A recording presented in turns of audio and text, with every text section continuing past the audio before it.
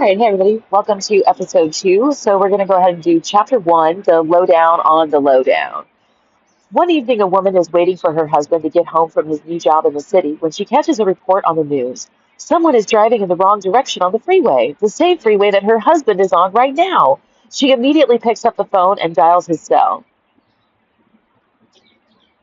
A moment later, he picks up, obviously excited about something. I can't talk right now. Traffic is really crazy. Honey, be careful. There's an idiot driving the wrong way down the freeway.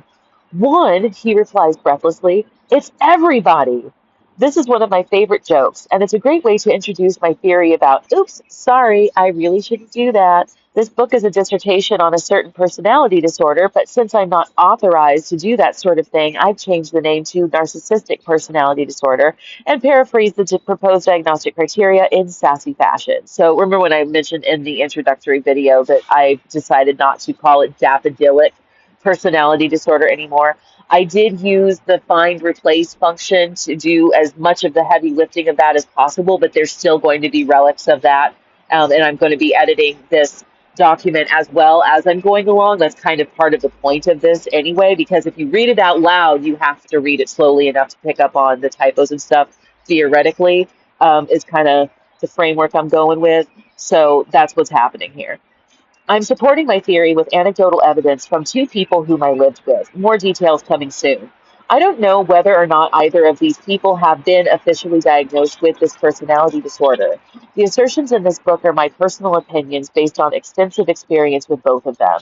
I lived with her for a year in college, and I lived with him for 6 weeks shy of 5 years, with over 3 of those years being a day in, day out, damn near 24/7 grind as his caregiver. I said more details coming soon. Damn, hold your horses. There are two possibilities here. The first is that the two people I'm about to roast have a personality disorder. The second is that, insofar as I have evidence, they only acted this way with or around me, which means there is something about me that made them go mental. I don't know what that could be, though. I wasn't involved in anything or behaved in any way that should have provoked this shit.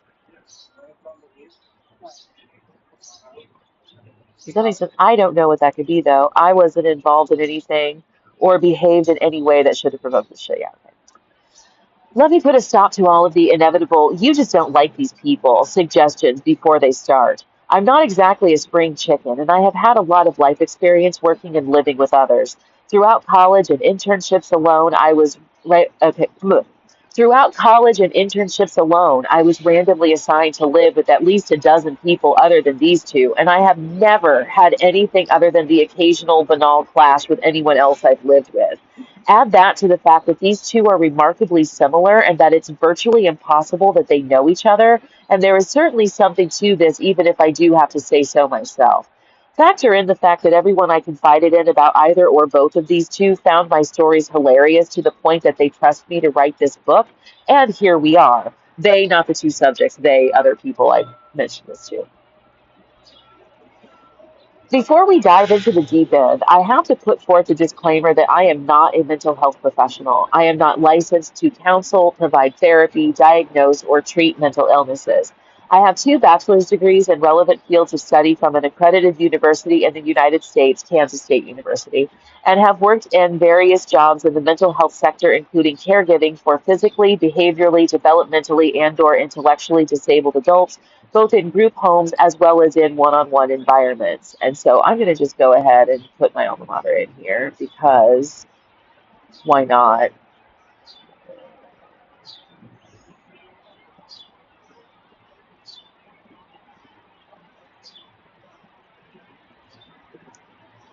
Because you say accredited university in the United States, and people are going to be like, oh man, some fucking University of Phoenix shit, right? Like, no, from an actual college, okay? Kansas State University.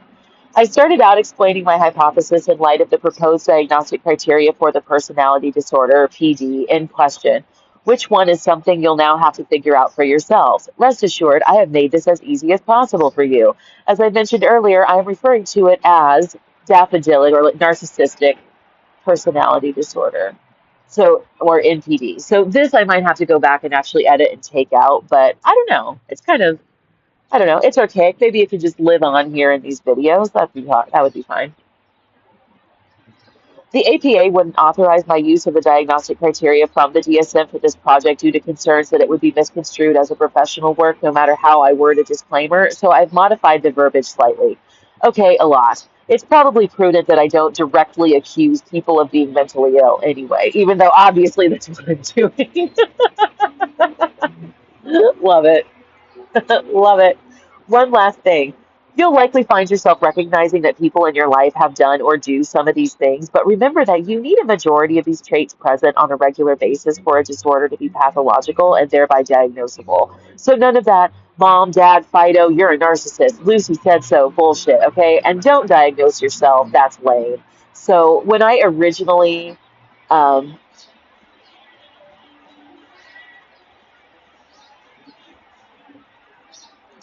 I don't know. I might go ahead and keep that. When I originally published it, I published it under the name Lucy Fair, and I think I'm going to go ahead and keep it. Lucy, originally deriving from Peanuts, Lucy and her psychiatric help, 5 cents, please, is kind of that's the play there. And then Lucifer, Lucy Fair, because this is kind of a devilish thing to do. So I think I'm going to keep that as the publishing name, the nom de plume. I'm going to keep it. Okay. I've limited the amount of personally identifiable information as much as possible in order to protect the identities of everyone involved. Hopefully, I've achieved my goal of writing this book in such a way that one would already need to know who I am talking about in order to know who I am talking about, and that includes the subjects themselves. So there was a story where there was a book or like certain place, it's kind of boilerplate to say that it's like that anything that resembles people in real life is just a coincidence and this is a work of fiction and yada yada yada. There was a case where there was something somebody wrote that they took so many specific details from someone's actual life in order to formulate the character. It was like a princess of an Eastern European country or something like that. It was a pretty like recognizable person too, that they were able to successfully sue a novelist for basically like writing a fan fiction about their life and then trying to pass it off as entirely a work of fiction because it was slanderous, right? So it's like you can actually get this doesn't obviously like actually whatever, but what I'm going for here is that you would have to have been privy to the events in this book themselves in order to know who I'm talking about. Um, so there's only a handful of people that would be able to hear this and actually know exactly who this is about. Unless it pops off and it becomes really popular, at which time though, then it becomes either someone else would have to out me or the people themselves would have to say, I recognize myself as being the subject of this book. And if that's the case, the only way you would be able to recognize yourself would be because you were there and actually experienced this. Otherwise, you wouldn't have any reason to believe that it's you. So I'm also putting that out there just for them to think about if they ever did come across this themselves or someone pointed them in this direction. You need to be very careful about not though admitting the truth because it's not slander if it's true. So just keep that in mind. I've limited the amount of personally identifiable information as much as possible in order to protect the identities of everyone involved. Okay? Since I am not licensed to diagnose anything, my assertion that these individuals have a personality disorder is to be taken with a grain of salt and a shot of tequila if that's your thing. If you wish to do so, then read this book as though it's my dissertation for the University of Life School of Hard Knocks, PhD in crazy bitches and other unsavory people. I have received clinical feedback during my own therapy sessions that one of these people sounds like they would qualify for this personality disorder diagnosis. So there's that. Which one? Not going to tell you. One day it just occurred to me that the narcissist in my midst did not, the alleged narcissist in my midst. Okay, fine, I'll go ahead and have that. Simple changes I'll go ahead and make in real time, but I'm going to try to avoid that as much as possible. The alleged narcissist in my midst did not act the way they did um, because they were trying to be the center of attention. They believed they already were. So remember from my very, very intro, right? This was the epiphany. Their behavior wasn't provocative, it was performative. They weren't trying to provoke me into giving them my attention. They thoroughly and utterly believed that I was waiting with bated breath for them to interact with me. Instead of viewing this PD through the lens of our responses to their behavior, we should be thinking about why a rational person of reasonable intelligence would think that such behavior is normative. I started keeping a journal of the experiences that I felt were out of the ordinary, and eventually I teased out a common thread. They seem to only understand the world in terms of themselves, as though the world doesn't exist independent of them and their experiences. I reduced my theory to the following. Narcissistic, the whole narcissistic element is kind of making me giggle. Not gonna lie. Narcissistic personality disorder is caused by interpreting subjective emotional reactions to external stimuli as though those reactions are objective sensory input that is coming from the stimuli itself. This causes narcissistic individuals to develop concepts that are dependent upon self-justification as opposed to empirical evidence. I think that the fundamental problem narcissists have is that instead of experiencing their personal aesthetic opinions about things as just that, personal opinions, they experience their preferences as though they are objective attributes of the things. Narcissists understand their affinity for something external as something that is being emitted by the external thing, not as an emotional reaction to it. They don't like cats. Cats are likable. This slight change may seem trivial, but I'm attempting to show here that it is indeed quite significant. Take Narcissus of Greek mythology and how enamored he was with his own reflection. As he stared into the water with a loving gaze was returned to him by his reflection. Imagine that he wasn't in love with his reflection per se. He was in love with the way his reflection looked at him. He wasn't in love with his beauty. He was in love with his love for his beauty. It's super meta. It may be worth noting, for those who like for the story to come full circle, that in one version of Narcissus' condition was a punishment handed down by the nymph Echo for romantically rebuffing her. It was intended to be an echo chamber prison. This tendency causes them to develop a concept of self and a conceptual understanding of the objects in the external world in a sense that is peppered with too much personal bias. Their subjective reactions to external objects, including other people and even themselves, are treated as sensory input that is as valuable for understanding the object itself as its real properties. This leads to all sorts of bizarre results. Their grandiosity stems from the fact that there is now an infinite feedback loop of positivity about themselves. The better they feel about themselves, the better they feel about themselves. The more confident they are in an ability, the more confident they are in that ability. Their own confidence is experienced as a concrete fact about their ability. Feeling good about doing something means that they are good at doing it. It also means that when they receive criticism, it isn't just negative feedback, it causes cognitive dissonance. If I'm such a good singer, then why does everyone laugh at me at karaoke? The narcissists ask themselves. Well, the people in the audience must be extremely jealous of my talent. I wouldn't want to sing after me either. I'm ruining their fun. Guess it's time to find a new venue. The meteoric, looping rise to such incredibly positive self-opinion isn't toppled or taken aback by the realization that it's gone overboard. It's much worse. The narcissist spirals as far down as they can go before becoming stuck in a dissonant limbo at the threshold of the subconscious cognitive tendency to experience things as though they know things that aren't empirically evidenced. The metacognitive ability to scrutinize one's own senses and perceptions is exactly what they don't possess. But this is the tool needed to second guess their self opinion. Their baseline is set at the belief that they are very, very good at ascertaining truth in the environment, and that truth includes subjective properties. It can't possibly be that I'm a terrible singer, the narcissist tells themselves as they are booed off stage at an open mic night. Even the Beatles were rejected several times, and they were a sensation. Time to audition for American Idol. And people wonder why Simon had to be such a jerk. Here's an example, don't take it literally, of what I mean. When you look at a rainbow, which color is your favorite color? Typically, people realize that each color is an equally viable option. Each color has an equal shot at being someone's favorite, and that determination is personal. Narcissists see their favorite color as correct, as evidenced by the colors themselves. It's obvious that blue is the best. It just jumps right out at you. If you can't tell, something must be wrong with your eyes. Narcissist, probably. The narcissistic behavior of saying that anyone whose favorite color isn't blue is wrong is just that, a behavior.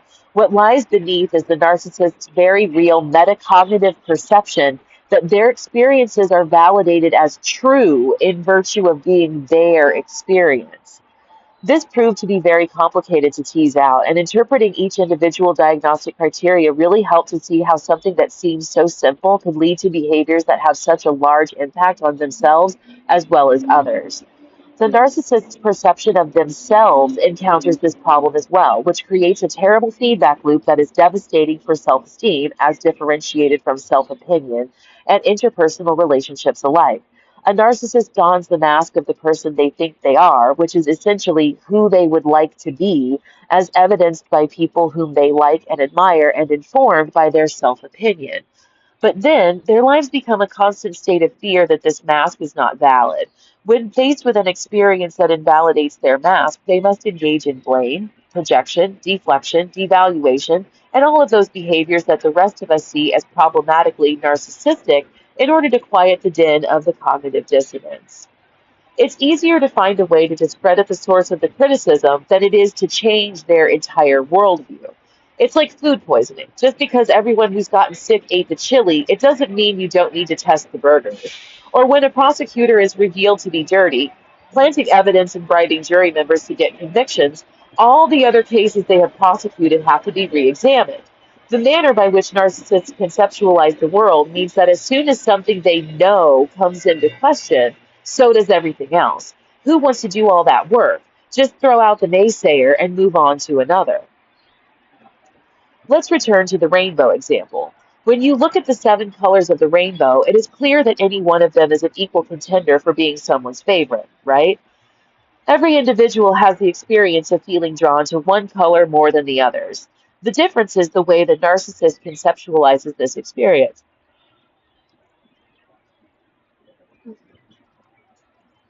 Excuse me. Here is an exemplary conversation that will illustrate my hypothesis. I am a person who loves yellow the best, Alex says. Blue is the best color, Chris replies. But I don't think so, Alex replies. I don't care what you think, Chris says. Blue is the best. Well, I think yellow is the best, Alex says, furrowing their brow. Don't be silly. Blue is clearly superior, Chris retorts. This is a dumb argument, Alex replies, hurt. Who's arguing? You are, Chris fires back. Blue is the best. Sounds like a typical argument with a narcissist, doesn't it? The things that Chris says seem really arrogant, don't they?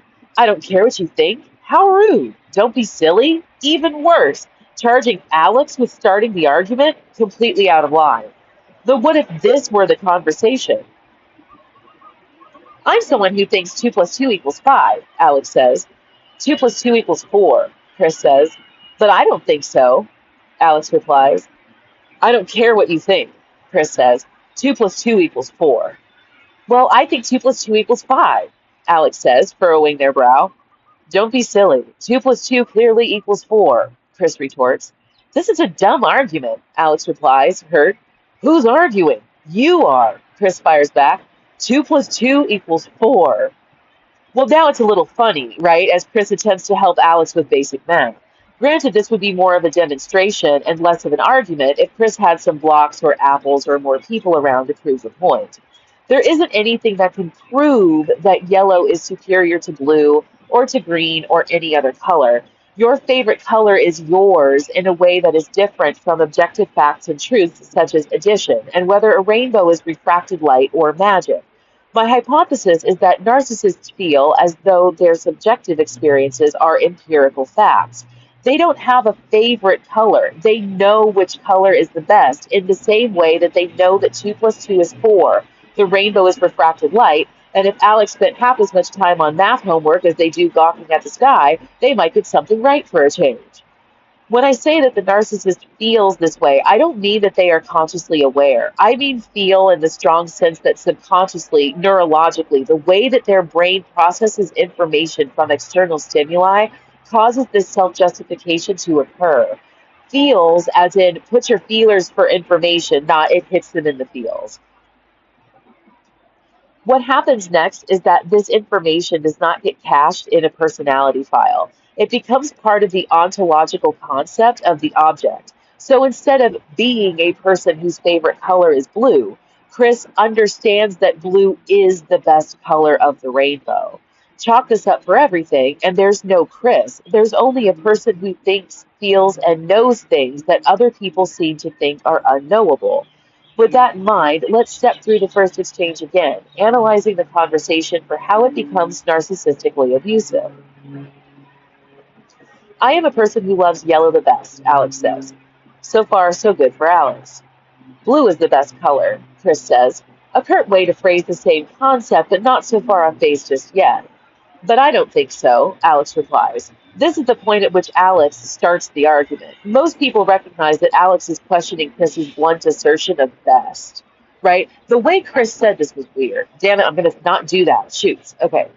I don't care what you think, Chris says. Blue is the best.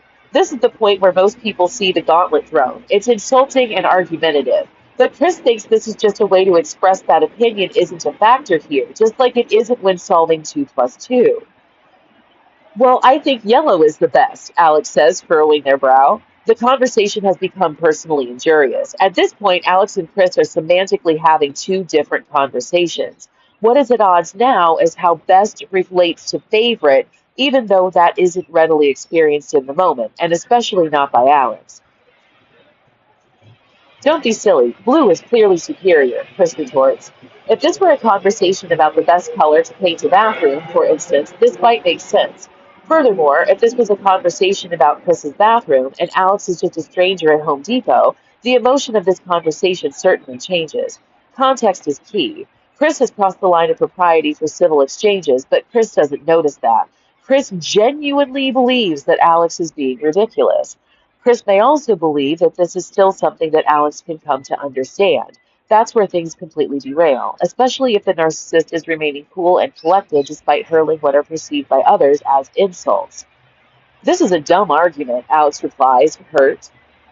Alex is right. This is a dumb argument. How do you argue with someone that their aesthetic preferences are wrong because they don't match yours? This is one of the manifestations of my hypothesis, but of course there are bigger ramifications than this here. Who's arguing? You are, Chris fires back. Blue is the best. This is one of the most common complaints that you will hear from people who have dealt extensively with narcissists. Too many conversations derail into arguments. You must pick battles that you just don't have to pick with most of the people you know. It seems like they argue for the sake of arguing. That's not an accident, but it's not on purpose either. This happens because you're dealing with someone whose ego is fragile or even non existent, so normal instances of criticism or disagreement in discourse are met with feelings of personal defeat or even complete devaluation. The narcissist then adapts to the situation, but in a maladaptive way because their understanding of criticism is fundamentally fatally flawed. Their hypersubjectivity of interpersonal relationships is where narcissistic problems really flourish. NPD, by its very nature, then, predicts the multiple manifestations that are observed as the narcissistic individual is shaped by their particular unique experiences. The personality disorder is a natural condition, I argue, and nurture only serves to determine the type of narcissist someone becomes. For example, overt versus covert versus parasitic.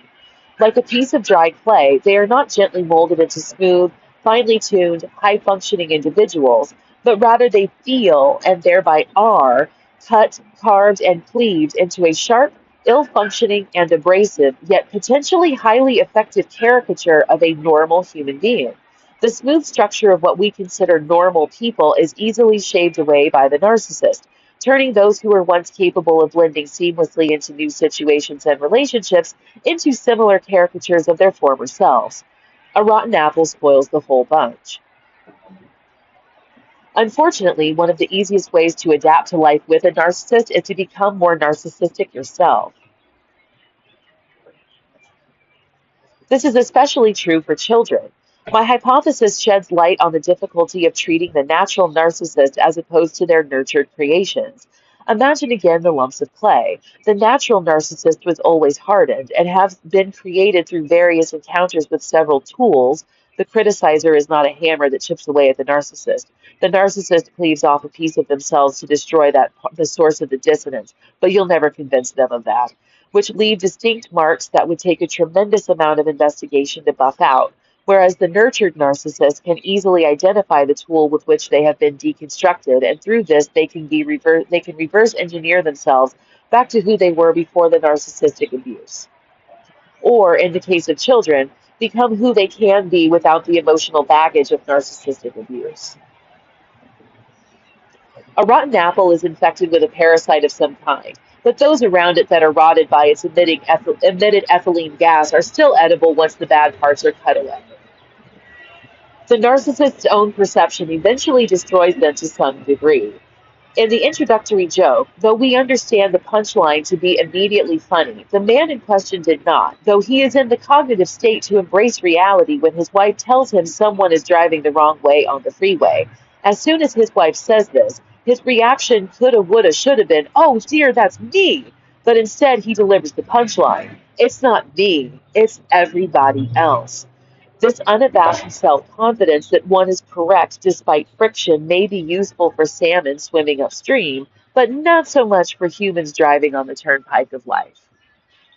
And that concludes the introduction. Next, we move on to section 2, No, They Are Not, which is the exclusionary criteria in the next episode. So thank you all for listening, and hopefully I'm going to post these bland, but I'm also going to give them a little bit of spice and flavor and give something to watch. I'm going to go over these with color commentary while playing spades.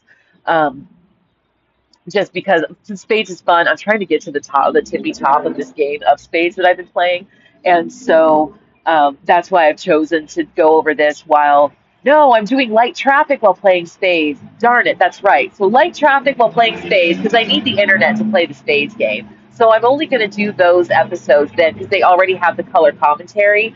I'm going to re-record those overlaid while playing spades, and I'll make color commentary about the spades playing. That's right. And then these I'm going to just do over games that I can play offline just so that I can do some color commentary here and there without pressure of like that the game is more casual, but then also that way the video isn't just like watching text on a screen. So anyway, that's kind of a note to self, but I'll just go ahead and leave that in here as this is a work in progress. And I'm into this idea of just like transparently living my life, like fuck it, live out loud, you know. That's kind of what I'm going with. So yeah. So all that being said, I need to get over to the food bank, and I will hopefully talk to you guys in the next one.